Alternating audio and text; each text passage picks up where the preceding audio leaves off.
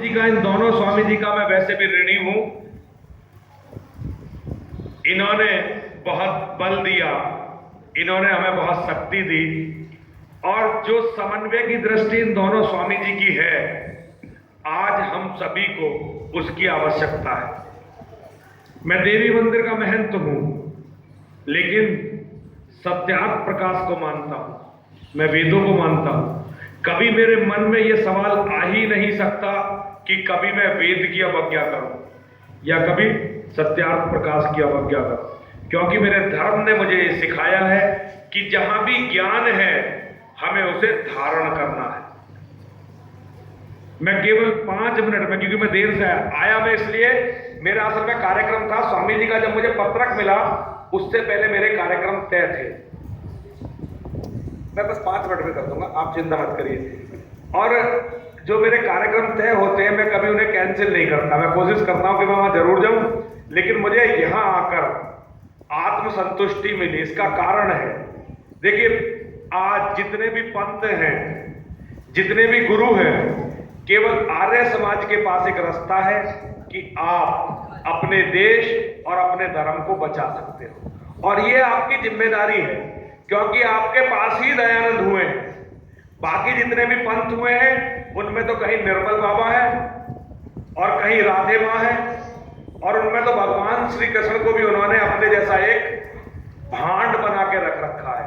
मैं शब्द बहुत कटु बोलता हूं, और ये मैं कथा करना चाहता हूं तब भी बोलता हूं कि आर्य समाज ने भगवान राम को समझा, आर्य समाज ने भगवान कृष्ण को समझा, आर्य समाज ने इस धरती को समझा, आर्य समाज ने धर्म को समझा, और ये देन है आप पर, ये ऋण है आप पर महर्षि दयानंद सरस्वती का, ये ऋण है स्वामी श्रद्धानंद जी का, भाई परमानंद, पता नहीं कितने अनगिनत नाम है, मैं अगर लेता रहूंगा तो शाम तक भी वो नाम पूरे नहीं होंगे जिनका ऋण है आप पर। मैं जिस पंथ में हूं उस पंथ में मुझे क्या सिखाया जाता है? उस पंथ में सिखाया जाता है एक बनिया आएगा, वो परेशान होगा, और उससे कैसे मुझे पैसे झाड़ने हैं, मुझे ये सिखाया जाता है। आपको ये विद्या नहीं सिखाई गई, आपको ये विद्या नहीं सिखाई गई। आपको जो विद्या सिखाई गई है वो सिखाई गई है कि जब देश और धर्म खतरे में हो तो एक व्यक्ति का धर्म क्या होता है, उसे क्या करनी चाहिए। क्यों? अपने प्राण देकर महर्षि दयानंद सरस्वती आर्य समाजियों को सत्य पर चलने का रास्ता दिखाकर गए हैं। स्वामी श्रद्धानंद जी ने धर्म के लिए अपने प्राण दिए हैं, आपके ऊपर उनका ऋण है।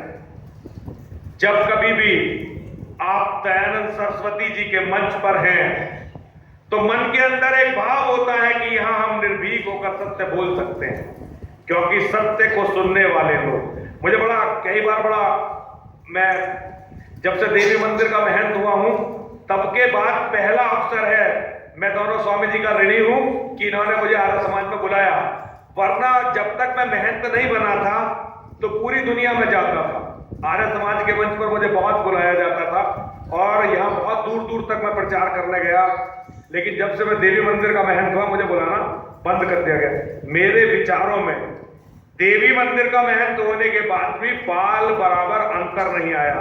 जिन चीजों पर मैं पहले विश्वास करता था आज भी करता हूं, जिन पे पहले विश्वास नहीं करता था, जैसे भी भूत प्रेत की बात हुई, मैं इतना ही भूत प्रेतों पे विश्वास करता हूं जितना आर्य समाजी लोग करते हैं।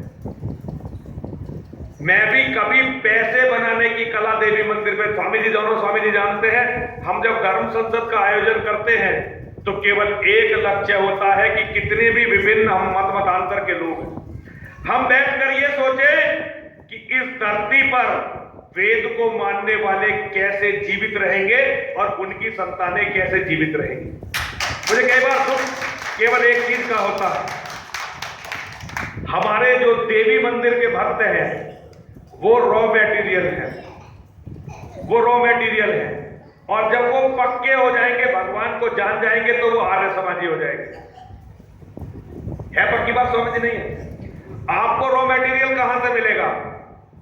वो आपको हमारे जैसे लोगों के पास से मिलेगा, आपको उसे परिष्कृत करना है। लेकिन आज एक चीज आपको भी स्वीकार करनी पड़ेगी, आज महर्षि दयानंद सरस्वती और स्वामी श्रद्धानंद जैसा कार्य आज आर्य समाज भी नहीं कर पा रहा है।